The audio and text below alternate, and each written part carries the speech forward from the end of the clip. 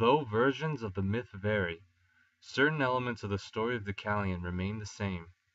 Having stolen it from the gods, the Titan Prometheus proceeded to give fire to the humans of what would be known as the Bronze Age.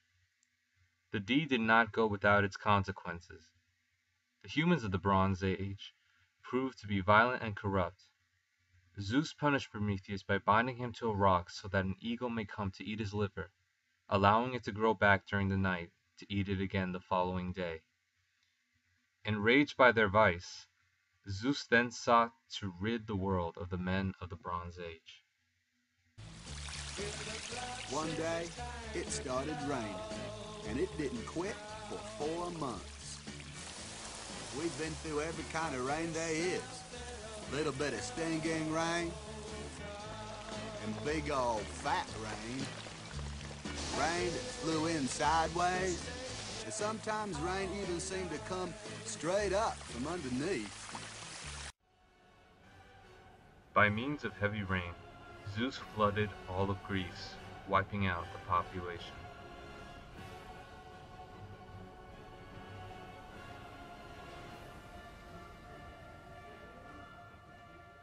Depending on the version of the myth, the soul or two of the very few survivors of the flood were Deucalion, son of Prometheus, and his wife, Pyrrha. Having been warned of the imminent flood, Deucalion built an ark on which he and his wife remained for 9 days and nights.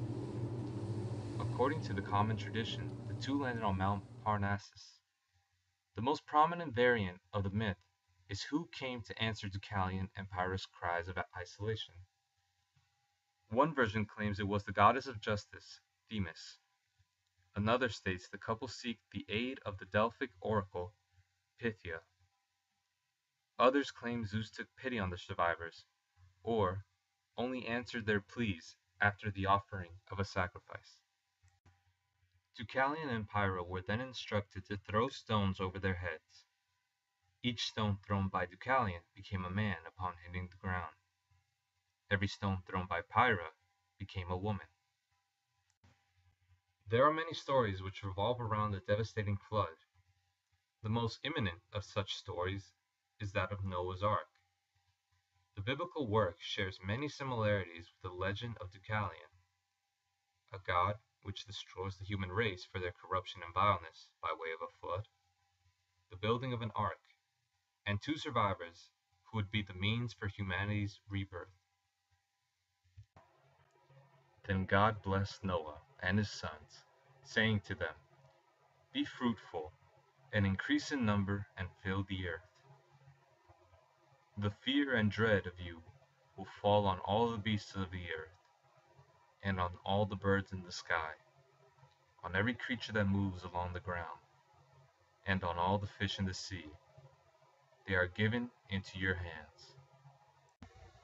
The setting of each story is a world which man has overrun and destroyed, a criminal and immoral world.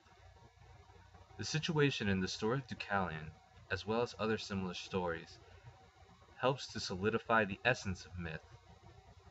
Myths are stories used to explain the otherwise incomprehensible. Given the fact that several stories of a flood exist, it would be fair to assume that such a natural disaster did occur. People took it upon themselves to create a myth that would help give reason to the destruction and chaos that had struck man.